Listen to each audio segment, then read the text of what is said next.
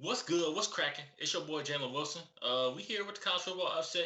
It's LL Cool Brad right next to me. What's good, What's everybody? How good, you LL doing? Cool Brad? Not much, man. How you doing tonight, man? I'm doing good, man. Thanks for having me on the show. First time on the show. Yeah, man. Yeah, no Yup. problem. We're doing the college football upset right now. We're gonna talk about recruiting, Yeah, about the national signing day that just passed. Then next we're gonna get to some of the conference championships, plus a game that's not even a conference championship, but it's still an important game. Then we're gonna get into a little bit of Heisman talk. So we're gonna start out with recruiting. Brad, you want to break down some of the recruits that committed this sure, past man. week? Sure, man. For the first recruit, we're gonna talk about Armani Goodwin. He's an LSU commit. He's a running back, 5'9", 185 pounds. His 40-yard dash is a 4.54, which is pretty decent for a high school running back. In his Mhm. career, he has ran for a total of 3,367 yards off of only 416 carries and 43 touchdowns. He also had one receiving touchdown. He is right now currently ranked as a 4-star, and he is the fifth running back in the nation, which is pretty incredible. I think he's a big sleeper, to be honest with you. I feel like he isn't deserving all his credit that he deserves. Um, his comparison to me, he reminds me a lot of Daryl Henderson. They Mm. both for the Rams. They both are around the same height, same weight. They both are usually they are both mainly used for running, but they can catch balls out the backfield if you really need them to. But yeah, they both can run fast and effectively on plays where I think, and they're really patient too. Um, you can see a lot of his runs. He's really patient, and that's really rare seeing that in high school running backs because they Yeah. usually just go for the long runs instead of just waiting for things to develop and taking the Ye- guaranteed yards. Yep. Um, but yeah, some of his strengths, he has long speed, which means that he can keep the same speed up at when he's going long distances down the field. His pass catching, even though he doesn't catch the ball much, he still can catch it very well. If you watch his highlights too, he's very good at juking people out. He's very good at making people miss. He breaks at least two tackles every single run, which is just amazing to see. The one weakness I would say is his stiff arm. He could be a little better with that. But other than that, he's looking like a great recruit. What do you think about that, Jim?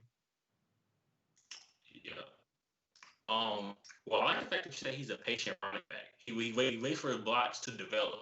That's always a good thing with running back because you never want a running back too much because you always want your blocks to develop as a running back.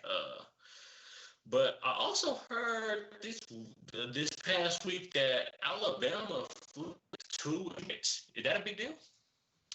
It is. It really is. They flipped Jojo hold up, what's his name? Jojo Early. Yeah. They flipped him, and then they flipped. I forget the other name that they flipped, but he's the number one that they flipped.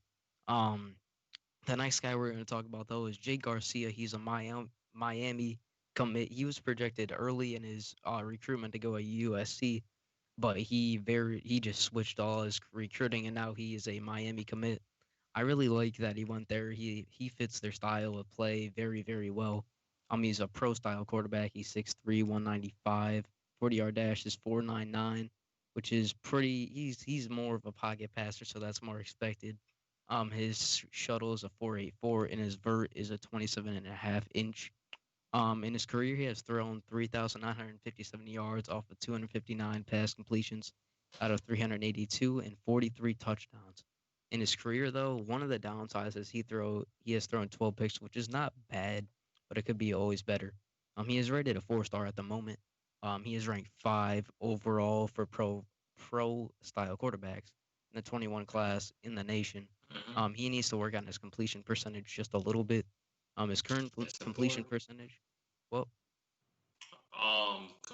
Completion percentage is important. mhm. um, he needs to work on that a little bit. His completion percentage at the moment is 67.8%, which isn't the best. Could be better. My comparison for him is Ryan Tannehill, and I really Ooh. like that too because both of them are pocket passers. They can run if you need them to get a few yards for maybe a first down, maybe third and two-ish. They can run and get that easy. But if you're talking about you want them to do like a QB draw, that's gonna get you absolutely nothing. Um, but yeah. Anyways, because Garcia and Tan that they reminds me of Ryan Tannehill because both of them aren't big scramblers like I just said. But yeah, if they break out a good run once in a while, like 10, 15 yards, you can expect that from them once in a while. But both of them are mainly pocket passers and they don't throw best on the run. You see that in the NFL most times too. Um, Mhm. but yeah, he can throw very accurate deep balls too, and so can Tannehill. But yeah, in some of his strengths is his arm strength. Like I said, he can throw very, very accurate deep passes, which will make him very, very dangerous for Miami next season because they have very good wide receivers. Um, his pocket presence is really good as well. Just needs to work on his scrambling just a little bit and being able to break tackles because whenever people get through his offensive line, which his offensive line at his high school is really, really good. Um, and they didn't get many sacks against. They did not let up many sacks, which was good for him. But he's a Yeah. very decent QB, I think, and I feel like he will fit with Miami's game plan really, really well. Mm. Can I give you a comparison to him in college? Yeah. Uh, uh, uh, um, whenever you said Ryan Tannehill, for some reason, my mind instantly went to Jake Fromm, Oh uh, wow. Dang. back less than a year ago. Yeah, recording a little bit. Not Clemson. I mean LSU. Sorry. Yeah, I want to talk about LSU recording. LSU had like a little bit of a down. They had a big down year. Not a little bit. They had a big down year. Yeah. Do you feel like because I believe they have the number 4 class in the nation? Hmm. Do you feel like that can help them to regain where they were at just last year? Absolutely. They just brought in a good. They just brought in some good recruits. They brought in Mason Smith. We're not gonna talk about him though. We're just mainly talking about some other positions. But he's a big recruit they brought in yesterday. 5-star defensive tackle. He looks really really good as well. But yeah, they brought him in yesterday. They had like you said, they had the fourth best recruiting class in the nation. Um, it's gonna really help them get back on track because they've been recruiting a lot of defensive players too because their defense is just terrible. They're allowing at least 25 every single game, and that cannot happen. It Um, can't. and their defense has just been weak. Um, and there's a lot of freshman guys. There's not many veteran guys still there because they all left for the draft. So you just Mhm. got to take that in consideration. But yeah, I feel like that's really gonna help them. Um, but our next recruit we're gonna talk about is Donovan. Um. What were you gonna say?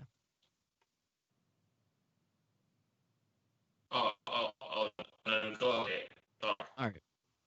So our You, next recruit we're gonna talk about is Donovan Edwards. He's a Michigan commit. He just committed to Michigan. I've been following him a lot. I've been following him a lot this year. He has been projected to go to Michigan since at least the beginning of the year. It just took him so long to commit because I remember reading an article about him and it said he wants to learn. He wants to learn how the coaches run things and he wants to get to know them better before that he actually makes the decision, which I mean that is true with a lot of recruits, but he really thinks so. Really thought about his decision a lot. Notre Dame and Georgia were very talked about as well in his recruitment, but he committed to Michigan. He's a running back, 5'11", 195 pounds. His 40-yard dash is a 4.4, which is really really good as a running back. His shuttle, I could not find that. And he has a 33-inch vertical, which is really good for a running back. That means he can hurdle a lot of people. I could not find his full career stats, but for the 2020 season, despite his season being cut short by 3 games, he was still able to run the ball for 882 yards out of 104 carries, which is incredible. That's just mind blowing. He also ran for 18 touchdowns, which is awesome. Which is not short of incredible. Donovan is ranked as a 4-star and is the fourth best running back in the country right now. And in Michigan, he scored big. And for Michigan, I think that they scored big here. Um, with Donovan, he looks like a very, very complete running back, one of the best I've seen this year by far. Um, and he looks like he could just start day one. Period. There's no doubt in my mind he can. He has speed. He can juke effectively. And if you are one on one with him, just know you're not gonna beat it. You're not gonna win that battle. You're just not. He unlike the first guy that we were talking about for LSU, he actually waits and he's a patient running back, which is really rare that you see in the high school level. He takes the guaranteed yards instead of the long run, which is very, very good. My comparison for him is Alvin Kamara, and Ooh, I like that a lot too because they're both same size, same weight, around the same what you want to call it, the exact same 40-yard dash, same inch vertical. They're very, very similar in a lot of ways. They're very, very good pass catchers too, and that's one of the things I took in consideration while I compared them. Um, and they that's one of the main reasons I picked them for the comparison because they can both receive the ball pretty good. Even though I couldn't find those for that, you if you watch Donovan Edwards highlights, you can see how good he is at catching the ball and making people miss in the backfield. And that's what mm, makes both of them so dangerous. And they both can run the ball effectively as well. So that's why I hey, picked that. But yeah, seriously, I think that Michigan has something brewing in the 2021 class. They got JJ McCarthy. They got uh, Xavier Worthy. They got a lot of guys that are coming in, and I feel like Michigan's even gonna be improve everybody wrong next season. well, keeping the topic on the Big Ten, uh, with Ohio State being second, how so? What's your take from that? Because I know Michigan and Ohio State are only the two top 10 teams in the Big Ten. Should the Big Ten be worried? The rest of the Big Ten teams be worried about Ohio State like being so up there in the class rankings? Absolutely.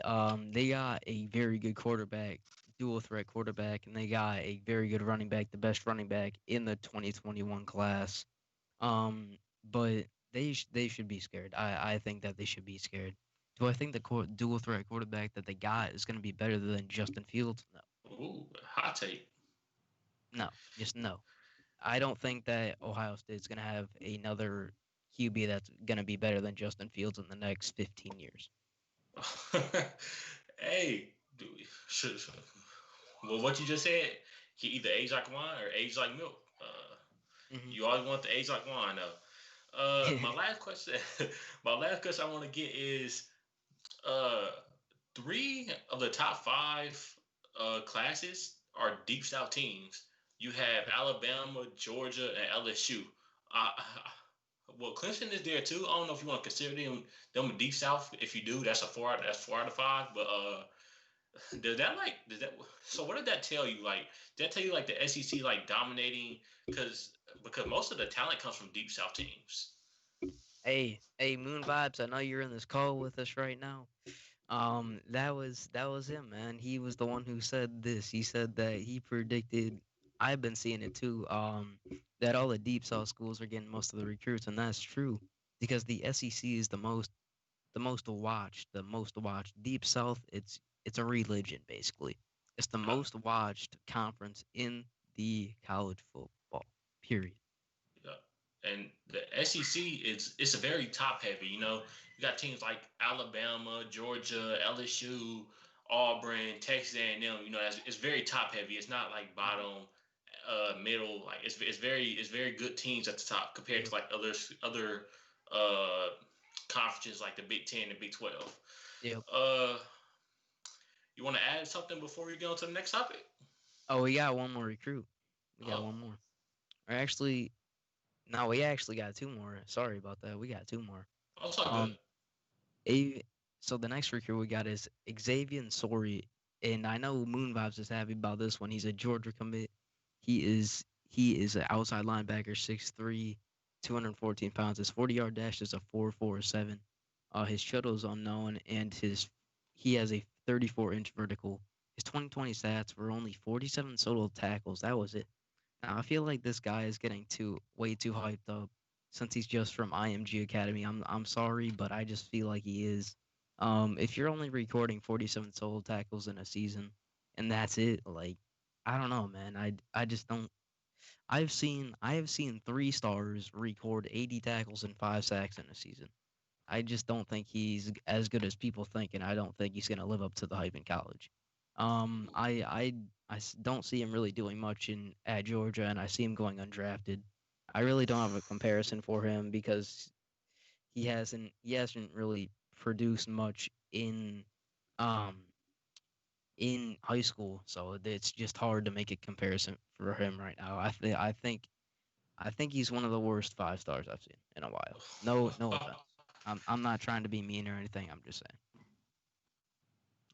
But the Hey, it's next, all good. It's yeah, but yeah, okay. So go the ahead. next, Sorry.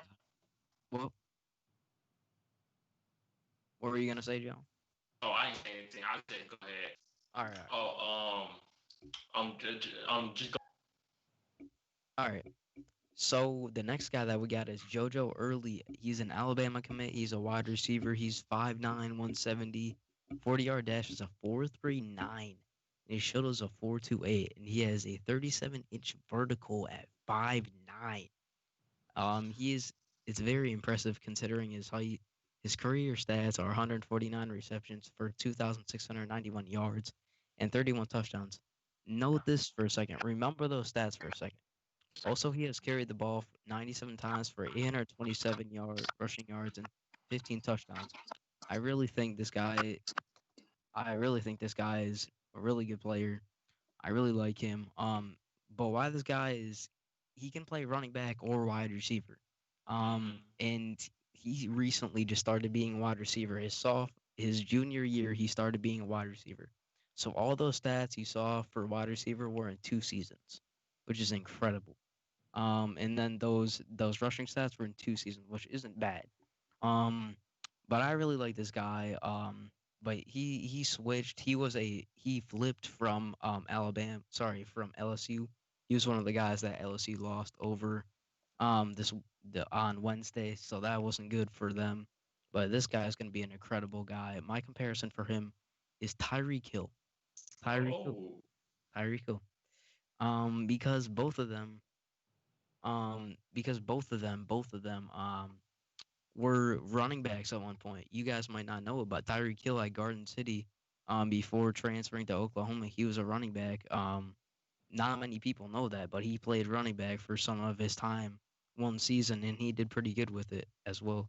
And that brings me in, like, that's just incredible. Just looking at the stats, they're so some, simil, similar. Sorry, I similarities. just couldn't say that word. Similar. It's all good. They everything looks the same. Like their vert, everything looks the same. Their height, their weight, everything looks exactly the same, except for one thing, and that is the 40-yard dash. If they raced, he would get cooked. Joe Early would get cooked. It's just a known fact. Um, even though it's a really good 40 time coming out of high school with a 4.39, that's incredibly fast. Tyreek Hill's is a 4.29, which is incredibly fast. Um, and really think that JoJo is a second coming of Tyreek Hill. And I feel like he's only going to play a 3-year career at Alabama and get drafted in the middle of the second round of the 2024 NFL draft. And Um, that's the last recruit, man. so that's all for recruiting. Yep. Okay, so that leads us to our next topic, and that's going to be the Texas A&M versus Tennessee game. Let's go to it.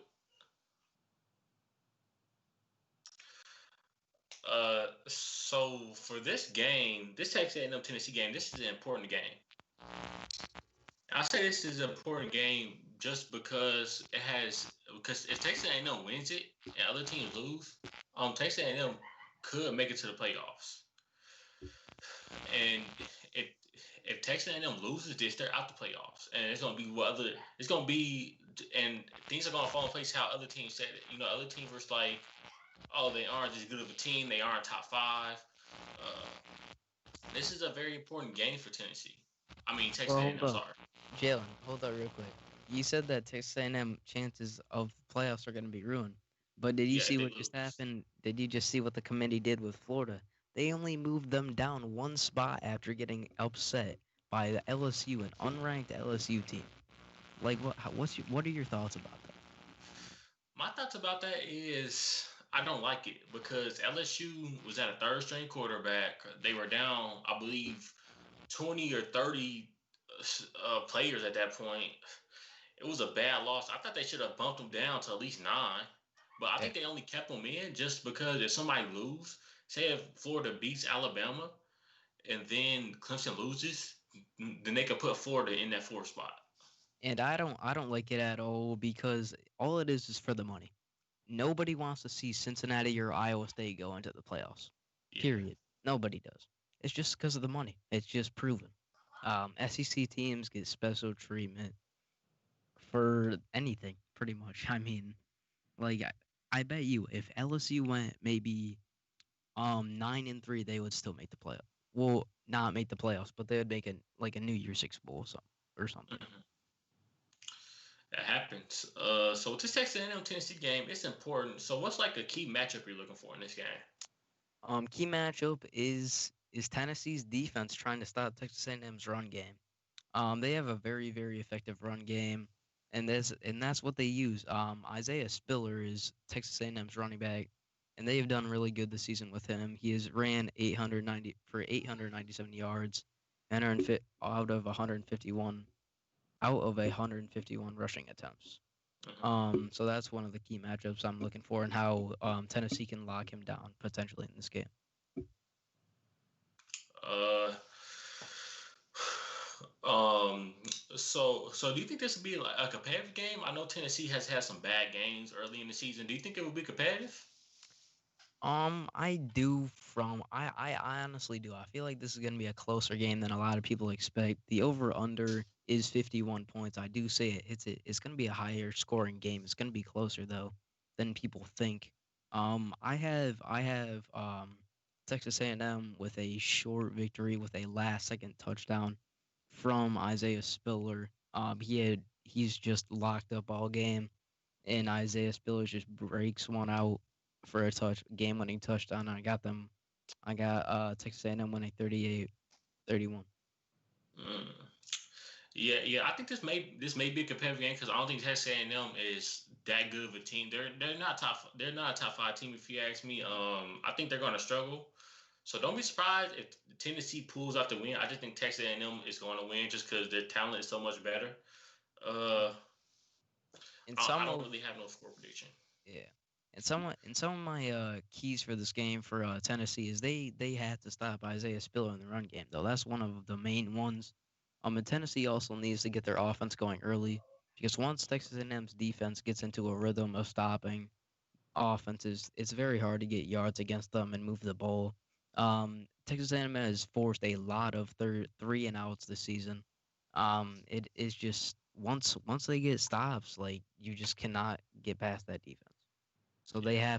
they have to bring their A game on offense. Hmm. So before we move on to the next topic, I want to ask you: do you feel like if Texas A&M wins this game, and like a team ahead of them loses, do you feel like they can get into the playoffs? Yes. So for right now, Texas A&M would need Florida to beat Bama, Northwestern to upset Ohio number 4 Ohio State. They need number 2 Notre Dame to beat number 3 Clemson, and last but not least, they need number 10 Oklahoma to beat number 6 Iowa State. Yep, that's what I had too earlier. It's definitely they're going to definitely need some luck and Hmm. for some teams to beat some other teams. That Iowa State and Oklahoma game will be a key matchup that Texas A&M will need to pay attention to. Hey, watch the committee just move Texas A&M to the 4 spot for no reason. Just I just feel like it's gonna happen, and a lot of people are just not gonna care. I just think it's gonna happen. But I moving, mean, I think it all comes down to what teams in front of them lose. yeah, Uh, is that all you have for the Tennessee Texas A&M game? yep. Okay, so that leads us to our next game, the Cincinnati versus Tulsa game. This is an important game for Cincinnati. They moved down 2 spots in 2 weeks because they haven't played in 2 weeks. But even though Ohio State hasn't moved down in 2 spots in 2 weeks, even though they haven't played in 2 weeks, this is an important game. Tulsa is ranked 23, so this could be Cincinnati's chance to prove themselves as their first win against a top 25 opponent. Well, so how do you feel about the committee actually bumping them down 2 spots? Well, it's just like the Steelers. Nobody believes in them, but I mean that's for a good reason. But anyways, do I like it? No. Is there a choice? No. Um, does the committee care? No. Do they want more money? Yes. It's just the simple algorithm. They just want the more money that they can get. So that's why I don't like it, but that's what it is. Yeah, and with them not they bumped Cincinnati down 2 spots in 2 weeks, and they didn't bump Ohio State down. Did that show like inconsistency with this committee? What was the question again? Sorry about that. Oh, so with Cincinnati getting bumped down 2 spots in 2 weeks and Ohio State not, does that show like a lot of inconsistency and bias with the committee? Absolutely. And you saw it too because the Big Ten had to make a special rule for Ohio State to be able to play in the championship game. They That just did. proves it right there. Like all they want is the more money, and that just further proves that point. They just want more money. Hey, money makes the world go round. So with the Cincinnati and Tulsa game, do you got like any stats you want to read off to us? So I want to actually look at their season last season. Their both of their seasons. So both teams last season had a outstanding breakout season this season. If you take a look at Cincinnati's record last season, they still went with a really good record of 11-3, which is very Mm-hmm. outstanding. But Tulsa is having a really Cinderella year. Last year they went 4-8 in the conference USA. And I really think this is just they really need this is like what they needed this year. They have really proved themselves, and it's just incredible to see. So do you have like any key matchups for this game? Um, I would say it would have to be it would have to be Tulsa. Tulsa has to move the ball effectively because Cincinnati only allows 15 points per game on defense, which is top 5 in the league, which is incredible. Only 15 points a game. Like that's just unheard of. I haven't seen that low of allowed in a long time. So yeah, I would just have to say that Tulsa that's one of my matchups that I'm looking for is Tulsa's defense versus Cincinnati's defense. Yeah, the Cincinnati defense is really good. Luke Fickle doing wonders over there. Mhm. Do you feel like even if Cincinnati wins it, do you feel like the committee will show them respect and bump them up a couple spots? No, I don't. I honestly they feel like they'll drop back a spot. I just do. Mm, I just feel like they will because of all the teams that'll win. Especially if Oklahoma wins, then I feel like they're gonna move down a spot. So it I feel like that's what it is. But going to Cincinnati's defensive coordinator, do you think he's gonna go head to the NFL next season? I think it all depends on what team is calling him and what position they're giving him. Because they're giving him defensive coordinator, probably not. If they're giving him a head coach position, oh, if I'm him, I'm jetting out the door the second our last game is over. Yeah. Uh, but I also want to ask this question. So it's been 9 teams so far to drop out of bowl games, and that's a lot. Uh, do you feel like if Cincinnati wins this game and the committee bumps them down, will they drop out of a bowl game? No, I don't think so. It's just too big. They've just came too far. And I get with all this COVID stuff, but I don't know if you played a whole season already. I don't get why you would drop out right at the finish line. You're right there. You're gonna play a bowl game for something that you've been working for all season. I get it's COVID. Yes, I get that 100%. But you've played this whole season. while it was getting worse and worse and worse. So I just don't understand it. Yeah. So I want to get your score prediction and who do you have winning the game? My score for the over under actually it's 45 points. I do think it hits that. I feel like this is gonna be a blowout, just a complete blowout by Cincinnati. I don't even think Tulsa has a chance. I'm sorry, but I just don't see it. Final score 56-24 Cincinnati. Mm. Um, and did you want my playoff scenarios for Cincinnati? Sure, you can give them to us. So they would need Iowa State to lose to Oklahoma, Florida to beat Ban. It's basically the same thing as the what do you want to call it? The Texas A&M. It's basically the exact same thing. So do you feel like if Oklahoma wins, do you think Oklahoma will jump them? Cincinnati, yes, I do. I feel like they'll go to the number 7 spot or the number 8 spot. Yeah, same with me. Well, before we go to our next topic, I want to say this. I think Tulsa is going to win. I don't have no score prediction. I think Tulsa is going to win by at least between 7 to 10 points. Don't be Wow, surprised. I think Tulsa's good. Last time I watched Cincinnati, they struggled against UCF. UCF is a good team. I think Tulsa's a good team. So don't be surprised. But that leads us to our next game with that's a bold Iowa. prediction. Huh? That's a bold prediction, man. Yeah, some people got Cincinnati winning. Um, but that leads us to our next game with Iowa State versus Oklahoma. Big 12 championship. So Oklahoma lost to Iowa State early in the season. I don't remember the score. I remember Iowa State beating them by a touchdown. I believe it was something in the lines of 37-30. I think that was right. Uh, Yep. do you feel like the committee has they bumped Iowa State up a little bit too much because they went from 19 to 11 to 6 in a span of 2 weeks. I feel like they're just trying to make another team feel special. They're just trying to make another team feel special, and then the next week they're gonna be bumped up to number 10. Watch it Uh, happen. um, Even if they win, even if they win, I'm telling you, man.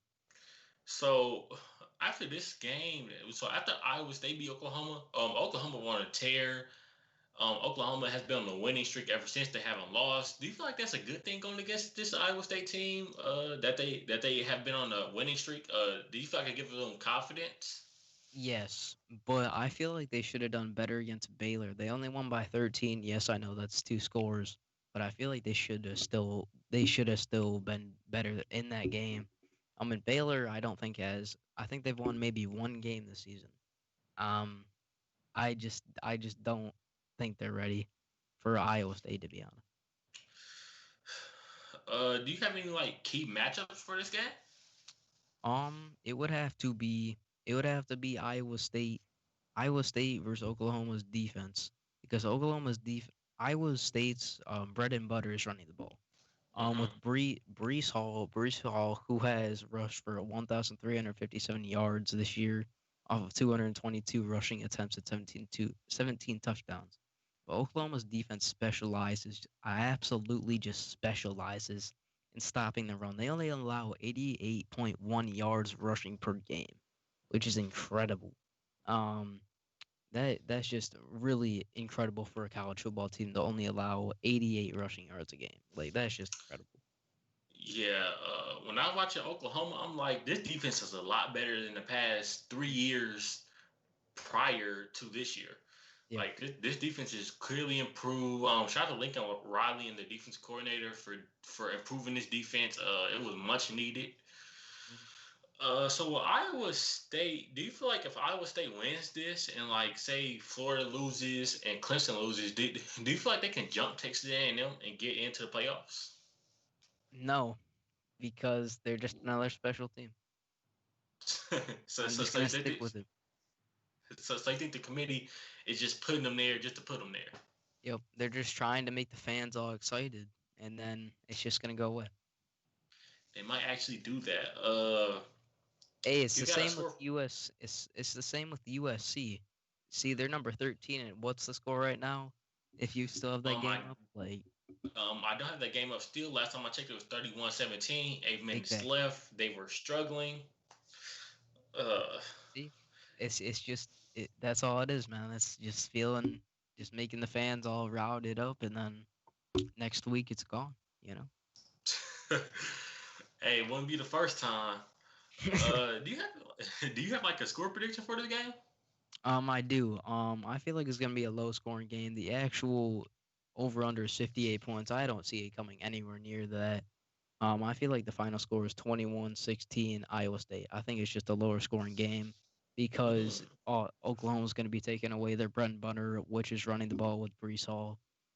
So I just think that it's going to be a low score affair here. Do you think Oklahoma can get into the playoffs if they win and some chaos happens up front?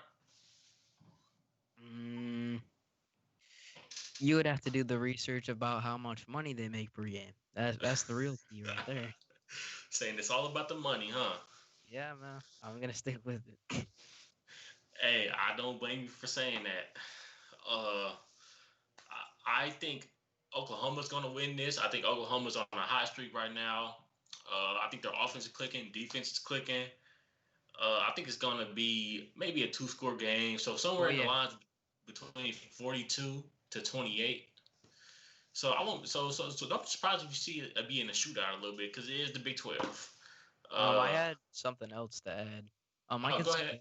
both. I have a bold take for both QBs. I feel like Spencer Rattler, and Iowa State's QB. I forget his game. Sorry about that, but I feel like they're gonna both throw two picks, and they're gonna pass for under 250 yards.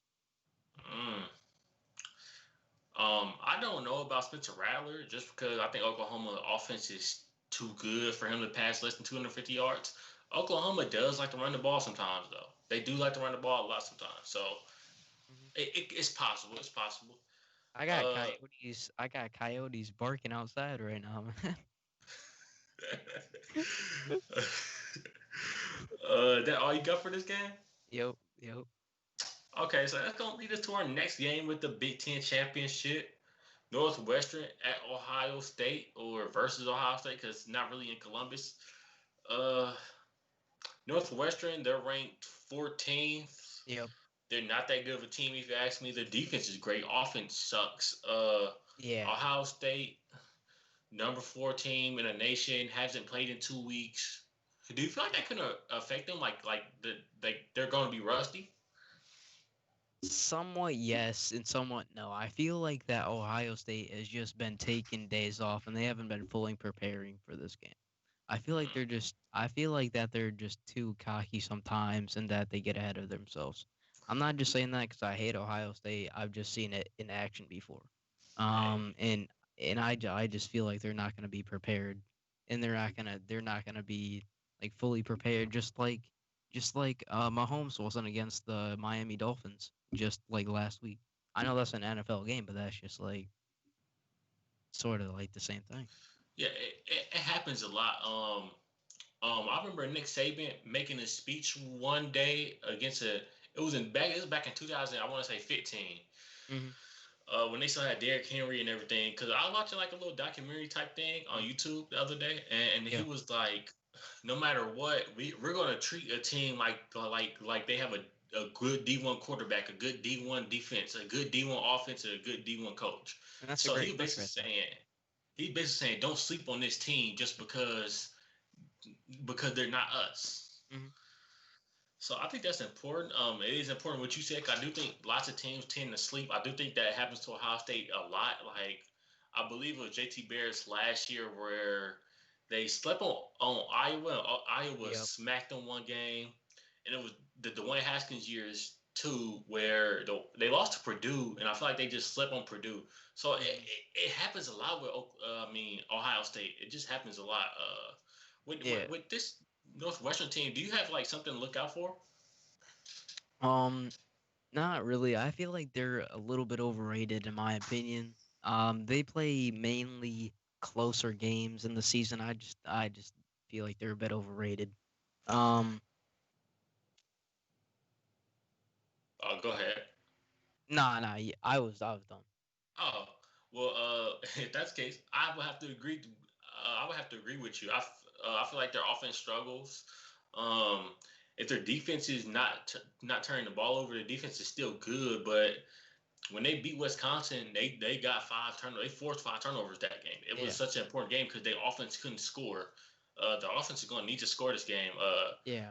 So what's a key matchup in this game for you? Key matchup. This game, I didn't really have one to be honest with you. Well, no, actually, I did. I just thought of one. Just not letting Justin Fields being able to get out of the pocket. They need Northwestern needs to put a lot of pressure on Justin Fields and needs to do it from the start. If they can't get through that offensive line, it's game over. I'm sorry. Like it just is. You have to get through that offensive line to beat Ohio State. Yeah, and you need to get pressure on the quarterback because if you don't get pressure on the quarterback, he has all that time to throw. The receiver has all the time to create space. It's always important to get that pressure. Um, Ohio State, do you feel like even if they win, they could get bumped up out the playoffs just because they have only 6 games played after they play this game? I just don't. I don't. I don't think they're gonna knock him out because I feel like they're making the more money. I feel like they're making money, man. I feel like they're making a lot of money for the NCAA, and I that's why they made that special rule for them in the Big Ten, and that's why they're still in the top four with only playing 5 games. Because Okay. if you look at the top four right, So if you look at the top four right now, you got Alabama, you got Clemson, you got uh Notre Dame. Like that's just money for them, you know. But anyways, what were you saying? Sorry about that. Um, so with this Northwestern offense struggling and the Ohio State secondary struggling, do you feel like Northwestern should take some shots down the field? I feel like Indiana did that a lot. Do you feel like well, Indiana did that like against Ohio State? Do you feel like Northwestern should do that against Ohio State too? I think so. It just depends on how. Can you restate the second half of your question? You were buffering a little bit. Oh, sorry. Sorry. It's all good. I asked, do you feel like Northwestern should throw should throw the ball down the field a lot because Ohio State seems to struggle with that. Yep, yep. And I actually was talking about that in my notes. But yeah, I feel like they should do that from the get-go as well. Like their first possession, they got to go deep. Um, they got to start going deep. I feel like Ohio State. Yep, you were saying that they struggle with it. I feel like that too. I feel like their corners are more man-to-man guys, or zone just how it depends on like what you're lining up in. But I feel honestly I feel like they're more zone because they get beat a lot on short routes and stuff like that. But yeah, I feel like they should go deep. Mm. I don't think there's any way Northwestern could get into the playoffs. Do you think there's any way Northwestern can get into the playoffs? They're ranked 14th, so No, I don't think it is. Yeah. sadly no. Do you have a score prediction for this game? Score prediction. I hold up. Score prediction. Final. I have a bold take too. I got I got Justin Fields for over 300 and a few touchdowns. And I got for my final score 49-27 Ohio State. Mm. Um, my final score for this game would probably be Ohio State 55, Northwestern 17. I don't think it's going to be a close game. I think it's going to be a blowout. Um, if anything, y'all could turn it off by the second half, second quarter. Uh, so yeah, I just think it's going to be a blowout. Brad, you think it's really going to be a blowout too? I think Northwestern's going to struggle. But is that all you got for this game? Yeah, I believe so. Mm.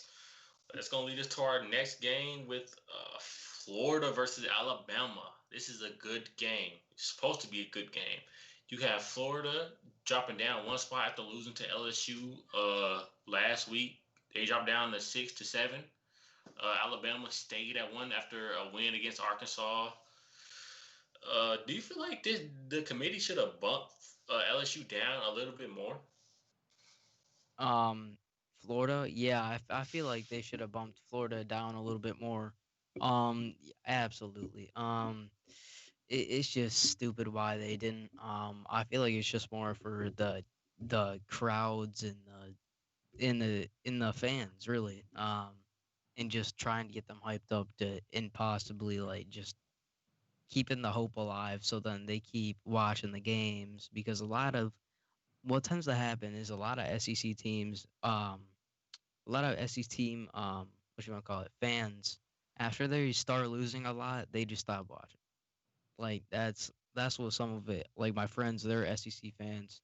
They just switch teams completely. They used to like a team in the SEC, now they don't because they kept losing. So I think it's just that. Does it concern you that Florida lost last week to LSU and Alabama beat LSU a week before that, 55-17? Like, did that concern you about this Florida scheme? Absolutely, it's just based around Kyle Trask. That's it. Um, and I know I've said that he's going to be a really good quarterback, but I'm actually switching that. I really don't think he's going to be that good of a quarterback now because I feel like it's just the offensive line that carries him. I feel like that's the case. We've seen that with a lot of NFL good college players. Manziel, he could use his legs. I don't think Trask can as much, but you can see with a lot of recent college football players that they get carried a lot by their offensive linemen.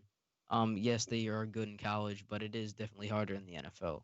Um, so yeah, it really does concern me because they just don't run the ball at all. They're like the Pittsburgh Steelers of the NFL. Sorry, the NCAA. They just don't run the ball.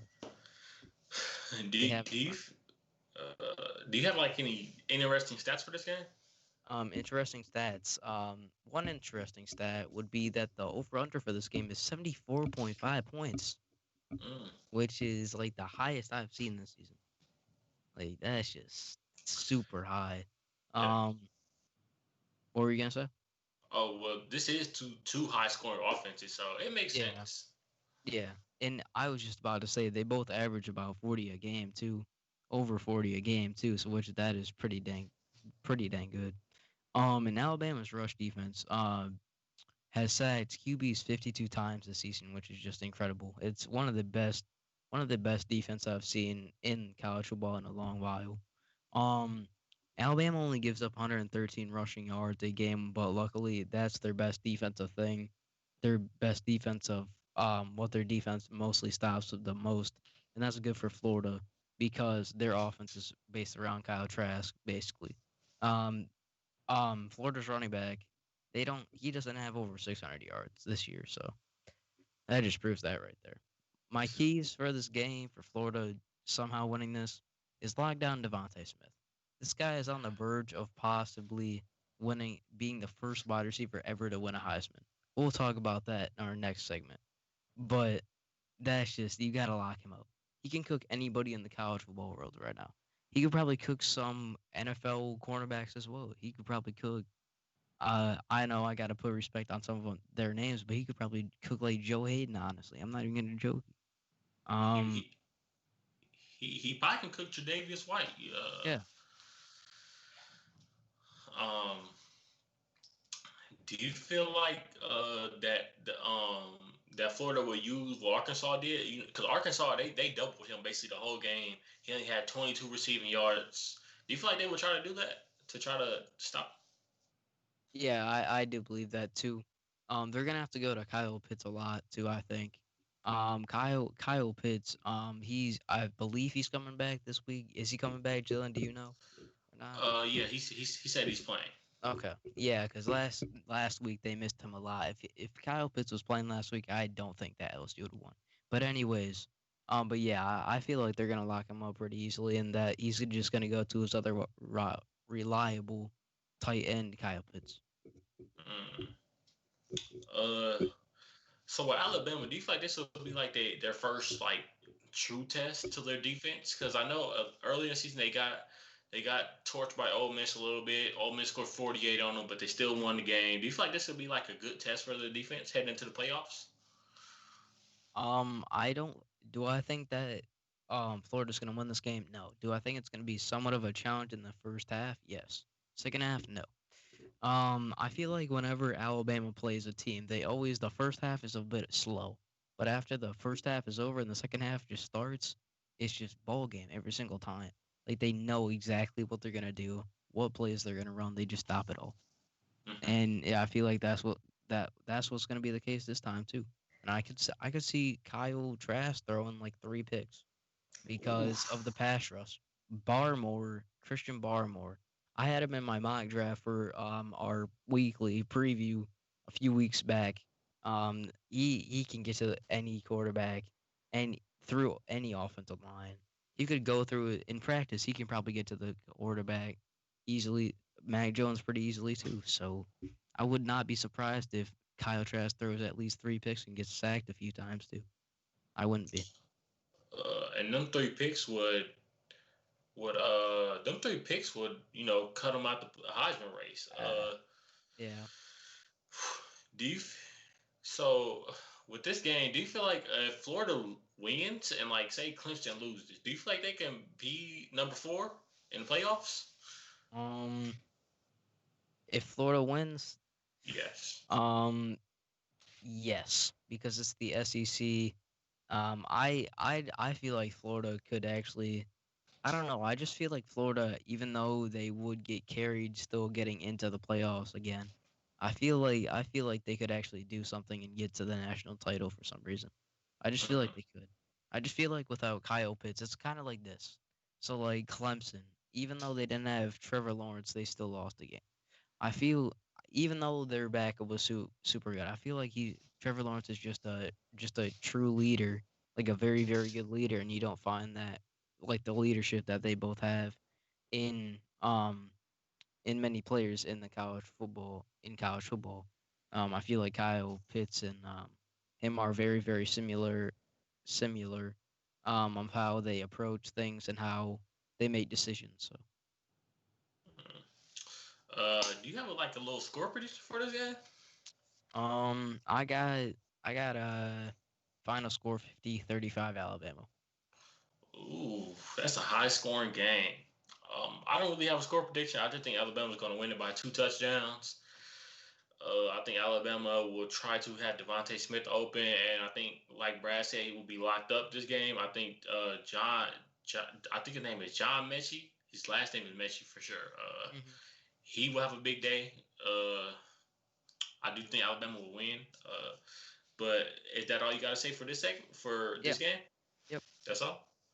Uh, that leads us to our next game: Clemson versus Notre Dame. Notre Dame is ranked number 2. Clemson is ranked number 3.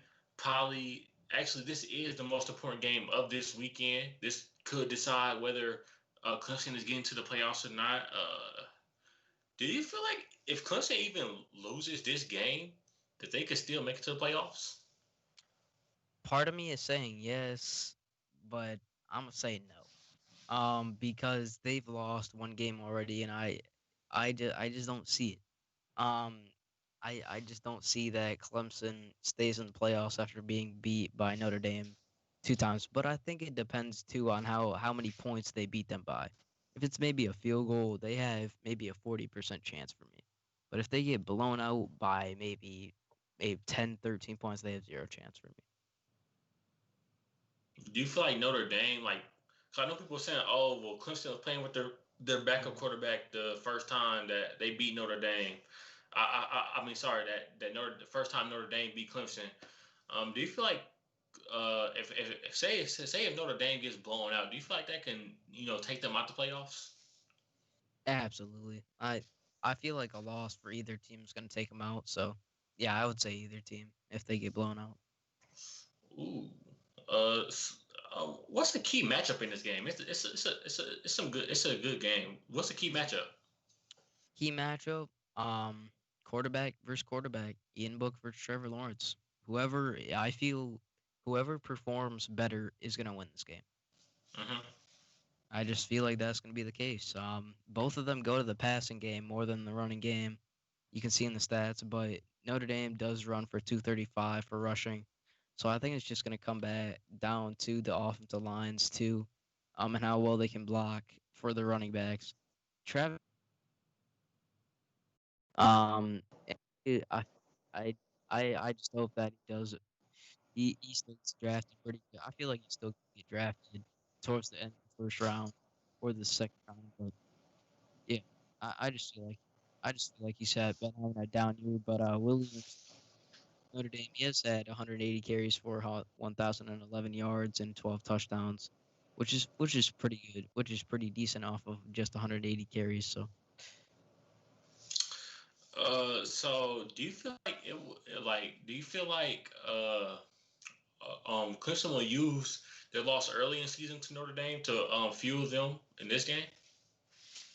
yes, I just don't want them to get too cocky. If they get too cocky, a lot of teams get way too cocky and overhyped, and then when it gets into the game, they just fumble the bag.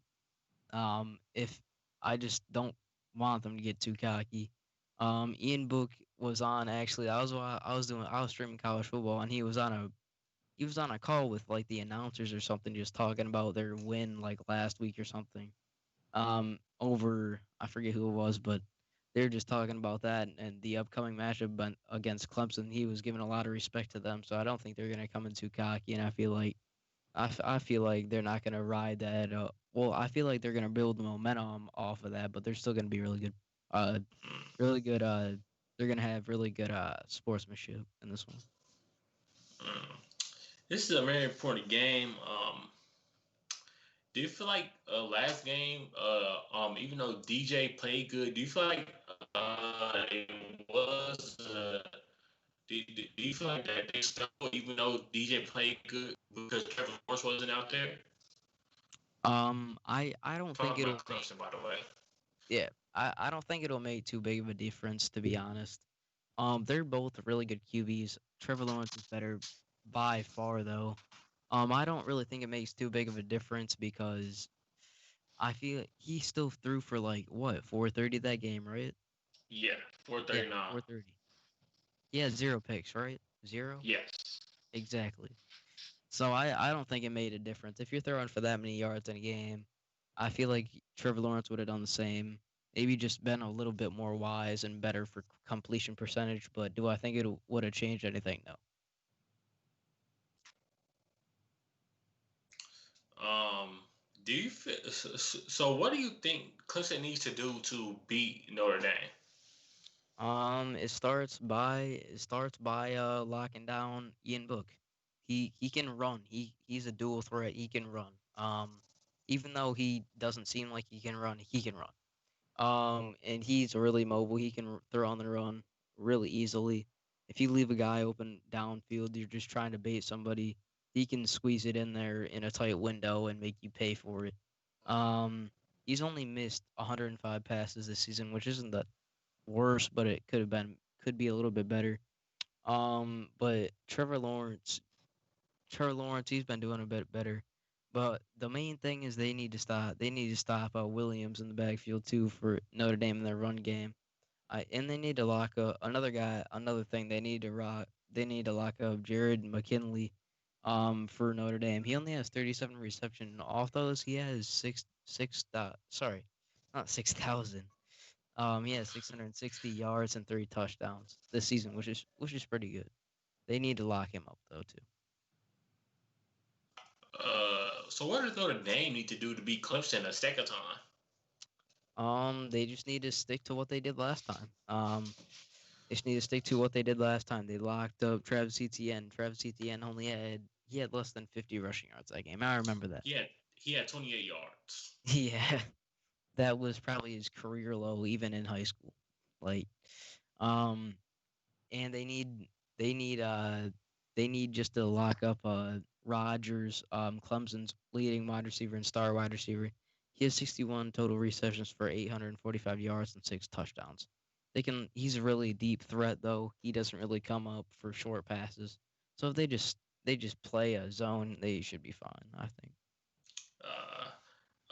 Do you have like a score prediction for this game? And when you do tell us the score prediction, can you tell us why you chose that score? I got the over under for this game is 60 points. I don't think it. I think it hits that actually because last game was 47-40 Notre Dame obviously. It was like 87 points in total. And both of them are very capable of scoring high scores too because they both. So Clemson averages 46 and Notre Dame averages 37.7 a game. Mhm. However, they only allow 18.3, and that's Clemson, but Notre Dame only allows 17.1. Both of them, though, however, they allow over 300 total yards too, so that's really interesting. I just feel like one team's defense isn't gonna show up, and that's gonna be Clemson's. And I just feel like this game's gonna be a big show for Williams. I just don't know his first name. I'm sorry about that. But I feel like it's just gonna be a show for him in the backfield, and he's gonna run for like 150. I just feel like it's gonna be a show for him this game, and they're not gonna. Clemson's defense just isn't gonna show. And this game's gonna be. It's not gonna be a blowout, but it's gonna be a two-score game, and I got Notre Dame winning 35-24. Brad, I agree with you. I do. Me too. I think this Clemson defense is not that good. If it's one team's defense is not going to show up, it's going to be Clemson's. Yeah. They struggled last time. You said you had Notre Dame running back running for 50 yards. I mean 150 yards. Hmm. That's a good take because last game they played against each other. He ran for 140 yards. Yeah. So that's very possible. I actually love that take, and I agree with you. I do think Notre Dame is going to win. Uh, Mm. and this is going to help Notre Dame. Yeah. They make to the playoffs. It'll Oh yeah. bump Clemson out the If playoffs. they if they win this game, they're making playoffs, no doubt in my mind. Yeah. Uh, And when speaking was of the last time they actually made the playoffs? I don't even know that. That was 2018, and can you guess who they lost to? Ohio. No. LSU? No, Clemson. Yep, it was Question. It's a Clemson. trick question. It's a trick question. It was Clemson and was with a freshman quarterback named Trevor Lawrence. Yep. Uh, He had just gotten that's the going to keys lead after us Deshaun left, right? after 2 years after. It was a year after Deshaun left. It was Kelly Bryant. Yep. So yeah, it was like a little gap year between those. Uh, that's gonna lead us. So is that all you got for this game? I just gotta say this. Clemson, you just gotta bring your A game. If you don't bring your A game, bye bye, man. See you next season. I agree with you. I 100% agree with you with that one. This is gonna lead us to our next segment. We just got done talking about two Heisman quarterbacks potentially. And it's gonna lead us to our Heisman talk segment. So Brad, who do you have like a do you have like a top three for your Heisman? For my top three, I actually have a top four. My Oh, first okay. would be my top four would be I know he's a second for a lot of people, but for me he's first. The first wide receiver to win the Heisman is gonna be Devontae Smith. And why I think he's going to is there's no better wide receiver that has been in the last two seasons. He has been incredible these last two seasons, racking up 1,000 yards each in both of those seasons, and over 14 touchdowns, which is incredible. This season he has gotten 83 receptions for 1,327 yards and 15 touchdowns. He just I haven't seen one of these seasons from a wide receiver in a long while. What do you think about this pick? He's actually my top choice too. Oh, Uh, dope. when I look at the stats, he was already 100 yards over what he had last season, and he Mm-hmm. played less games this season. He's had more touchdowns. He has more punt return touchdowns. I think he even has And a can I rushing add something? touchdown. Can I add So something? yeah, And he's stepped up well. Jalen Waddle has had to step out. He's been yup, in rehab, and he's just been stepping up, and that's a huge factor in why he's in the running right now. yeah. He's actually my first. He's like first on my list. Who's second on your list? Second on my list is Mac Jones. Okay.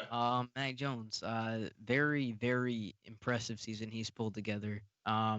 Last season he wasn't the greatest. But he did all right. He threw for 1,503 yards, 14 touchdowns and 3 picks. This season though, he's having a really good year. 3,321 yards, 27 touchdowns and 3 picks.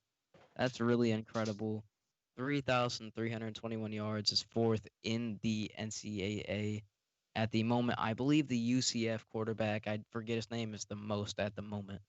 Hmm. If I'm right, I believe that's correct. Um, but yeah, Mac Jones has just played very, very well. I don't think he's coming back to Alabama next season. I think he's just going to the draft this season. No, don't need to risk it. Don't really need to risk getting injured and not being able to play in the NFL. So just get paid while you can, you know.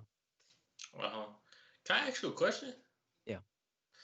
How do you feel with Devontae Smith and Mac Jones both being on the same team? Do you feel like if they both have good games uh, tomorrow on Saturday, do you feel like this can affect number one and number two for the voters? Yes. Do I kind of feel like Mac Jones is gonna do something just mean to Devontae and just not throwing the ball as much, even when he's wide open. Mm, I don't know, man. I'm just getting that feeling. I'm just getting that feeling. And yeah. I just don't think it's gonna end well in a relationship between those two. I just feel I don't know. I don't like Mac Jones. He just there's something I what's there's just something with his personality that just throws me off. He just seems way too cocky in himself. I know that you should have confidence in yourself, but he's really, really cocky. And I just don't like that about him. So with the Heisman being such a quarterback loved award, do you feel like even if both of them have a good game, do you feel like they will like give that award to Mac Jones because it's such a quarterback loved award? Uh, I think so. Even if many people would want Devontae to get it, I think they'll give it to Mac Jones too. Yeah, Mac Jones is also second on my list too. Who is third on your list? Justin Fields. Ooh. Let me guess, that's your third too.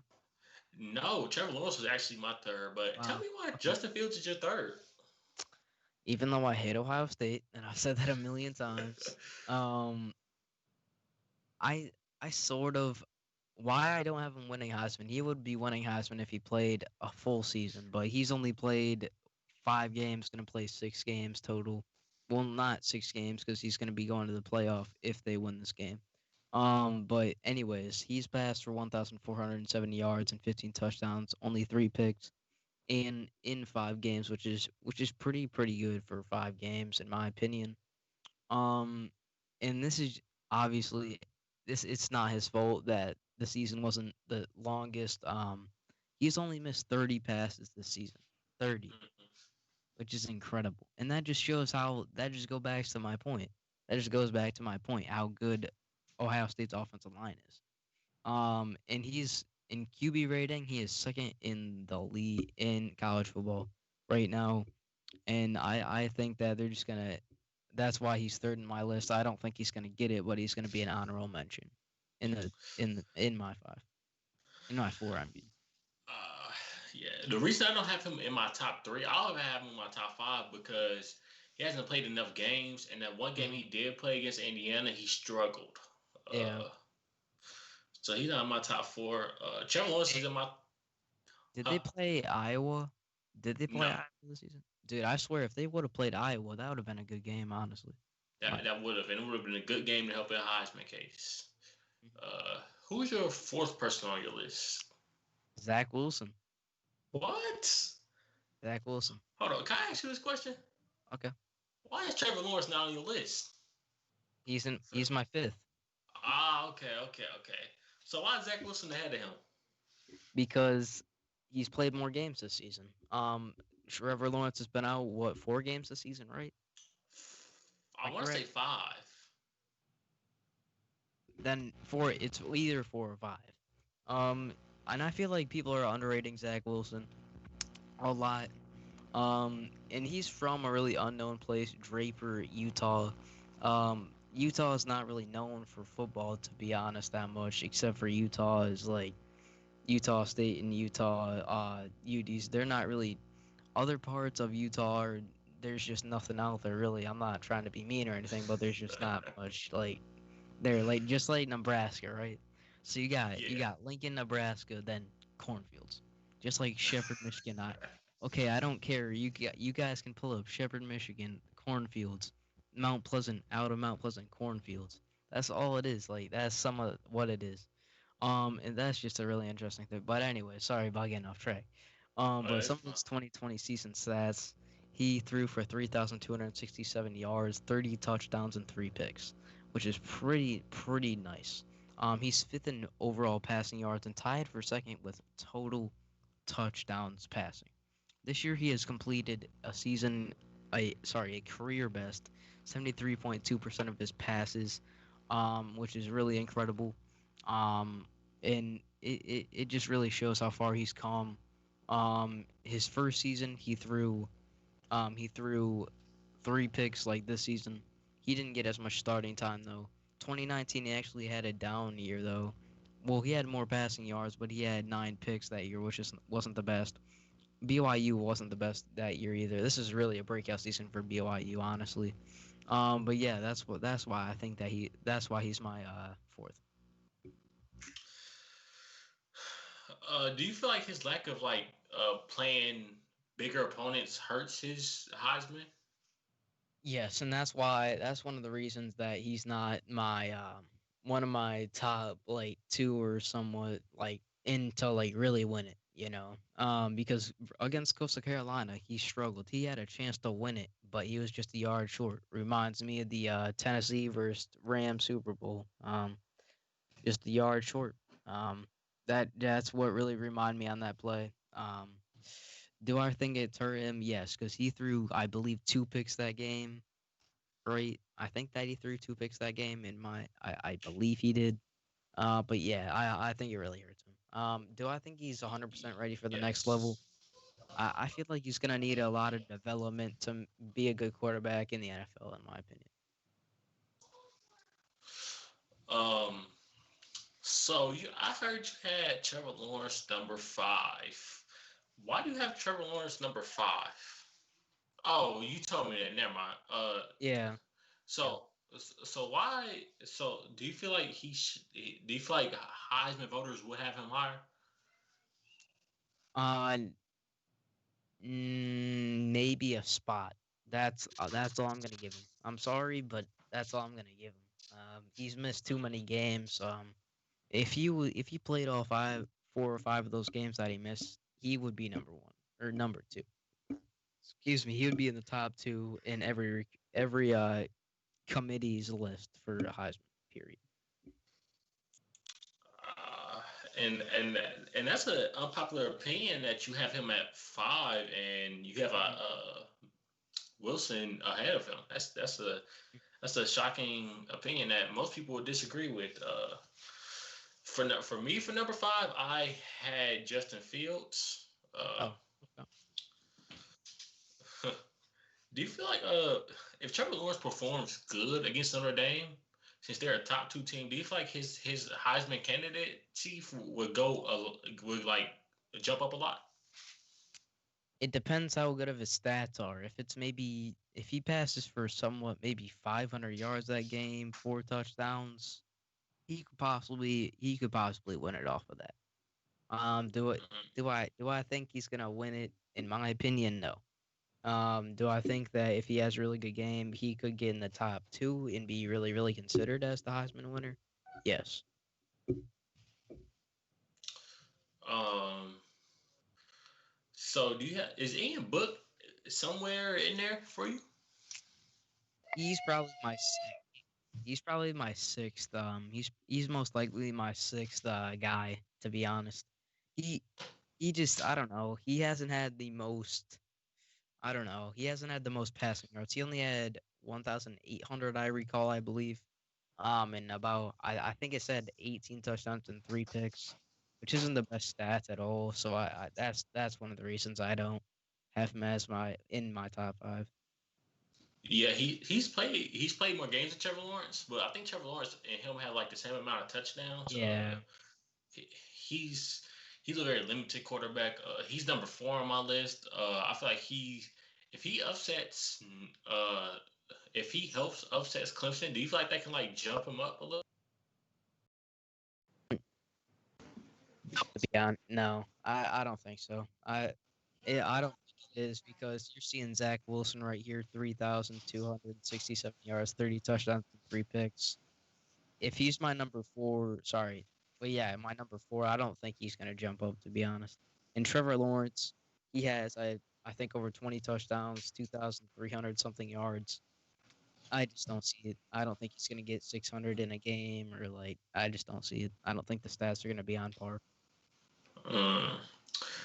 So that all you got for this college football upset episode? I do, man. That's it. You want Uh, you want to cap it off and end it?